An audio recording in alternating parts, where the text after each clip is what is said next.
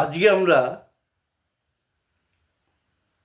Continuous টেন্সের active এবং passive ভয়েসের রূপটা দিব without any object. Present indefinite টেন্সের যে গঠনটা, অ্যাকচুয়ালি আমি স্ট্রাকচারটা বলে নিচ্ছি। অ্যাক্টিভ ভয়েসের সাবজেক্ট থাকবে প্লাস ভার্ব টু বি থাকবে প্লাস ভিআইএনজি। ভিআইএনজি মানে হচ্ছে ভার্ব যোগ আইএনজি। আমরা আগেই জানি ভার্বকে হু দিয়ে প্রশ্ন করলে সাবজেক্ট পাওয়া যায়।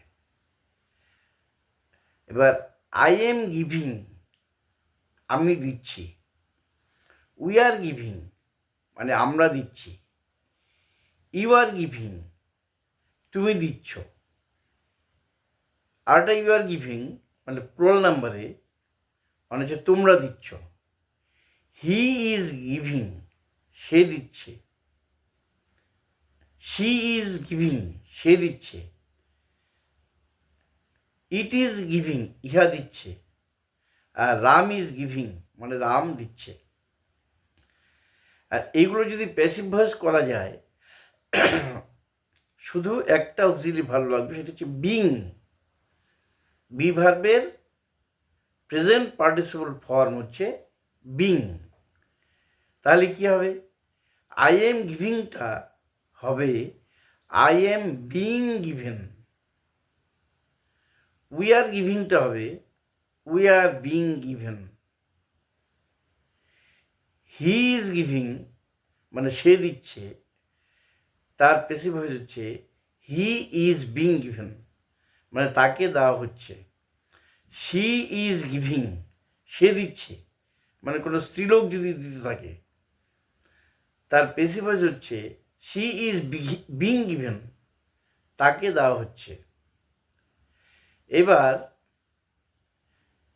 ইট ইজ গিভিং মানে ইহা দিচ্ছে, প্যাসিভ হচ্ছে ইট is being given.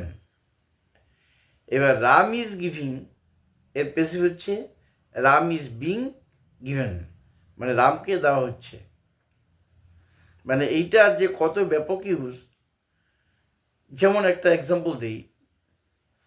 Governor of West Bengal is being introduced to the guest attended to the program.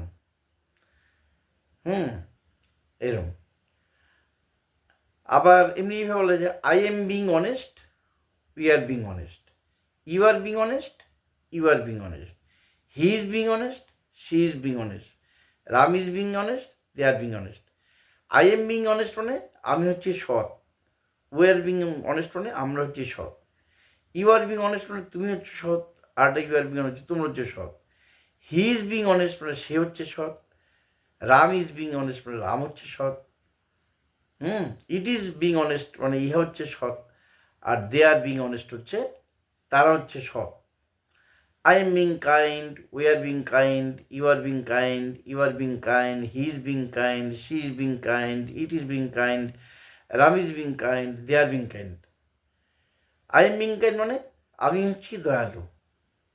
We are being kind মানে আমরা হচ্ছি দয়ালু। ইউ আর বিং কাইন্ড মানে তুমি হচ্ছে দয়ালু।